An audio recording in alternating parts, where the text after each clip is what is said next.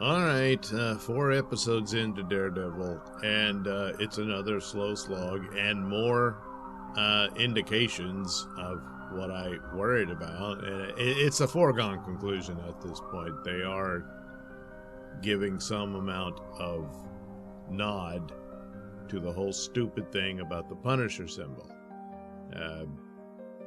Now, there's some scenes, narratively speaking, you could forgive. It's understandable. There's a scene involving a grieving child and the dialogue that she engages in and all that sort of thing.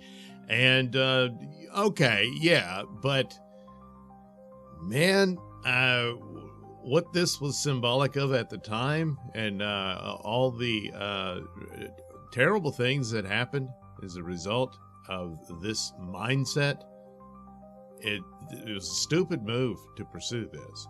Now, a plot where the Punisher is being framed for things he didn't do and stuff like that could have utilized that, and perhaps something of that nature may come to fruition, but man, are they taking forever to get there.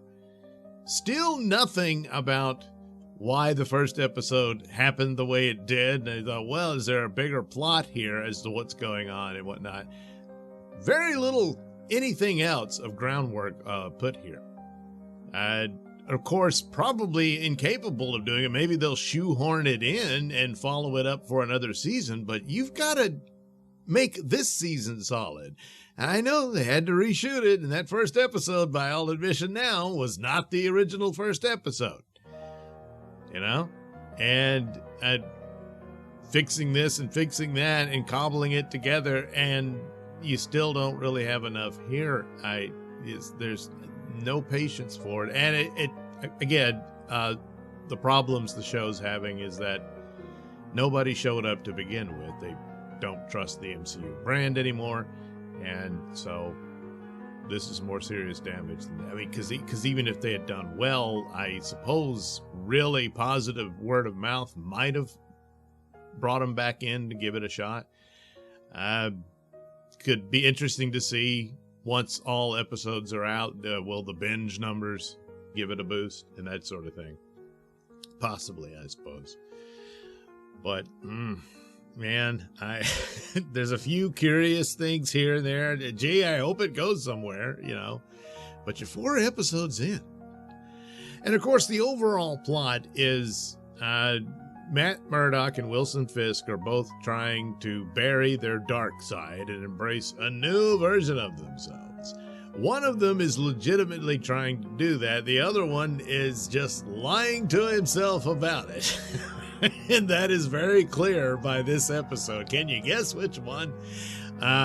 Towards the end here. So there's, you know, it's a good little nod and scene at the end, but it's few and far between. Now, there's some good moments here and there. There's a particular, and it's almost a bit too contrived.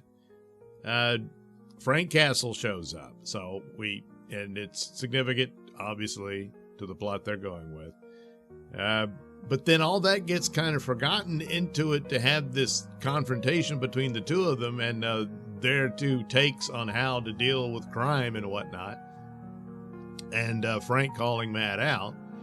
And it's well performed. It's good and all that sort of stuff. But the overall point, and I guess he'll get back to it, you know, to be fair to it, of why he's visiting Frank at the time and that sort of thing. And, of course, having seen behind-the-scenes footage of the shooting of this series, which I assume, unless that goes on the cutting room floor, you know, you'll get more Punisher. They're supposed to do a spin-off Punisher. I guess, I don't think it's a series. I think it's like a special straight-to-DP movie and that sort of thing. And they're already shooting the second season of Daredevil. But they were banking, and I could understand why on Daredevil being a hit and done well. We certainly should have been. But they don't trust you anymore. And if they dip into these episodes, they're probably going to be put off by it. Even though that's not entirely fair, you know, but it is, this is too slow. This is too much of a slog here. And and that Punisher symbol plot, that that was a mistake. But again, you know, like a lot of people just never showed up in the first place. But still, that was a bad call, and you could have done something else. Now, the plot overall, you know, like I said, could involve the frame up type thing, but we don't know who's orchestrating Kingpin, isn't? You know, unless we're going to find out, yeah, he was. You know, you just didn't see that part, you know, or something of that nature. But there's a new element in this, very creepy looking and all that.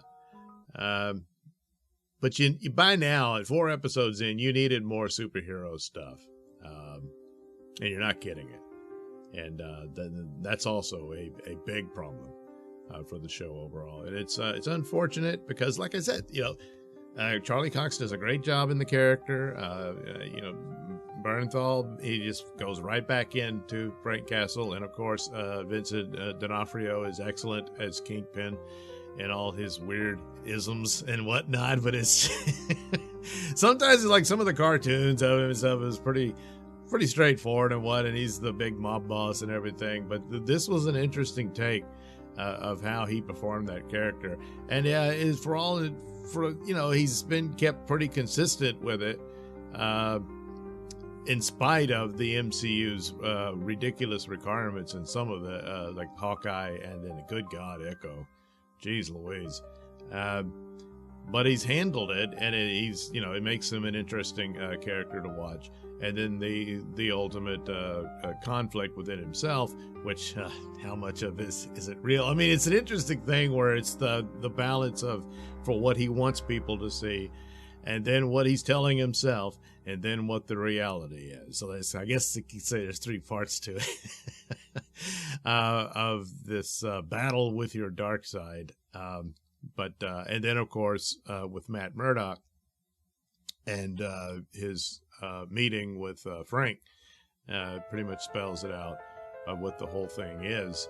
And now this recent case that he had puts him right back in the position of what he's struggled so hard not to give in to his Daredevil side, you know. But there's no show if he doesn't, and oh boy, is it really hurting not having Daredevil. So look, you're not gonna be the saintly guy. You're gonna you're a guy who likes to beat the crap out of bad people. And the saintly stuff let to be someone else, and you need to get your red suit back on because we want to be entertained. So of course it'll get there, but just a bad call all around. And it's sad because there's talent here, but once again, seeing talent being wasted, and it's just that makes it even harder to sit through, because then it's like dangling what could have been, So I'm in for the long haul. We'll see how it turns out, but a lot of stumbles here that MCU, Disney, of course, are in no position to screw around with these properties. And in the case of Daredevil, again, I can't blame this show's presentation in total, because nobody showed up for it for the most part. That should have been a lot bigger viewership. But I think a lot of people tapped out over the recent shows and films and Star Wars and stuff like that. And this is the price you pay.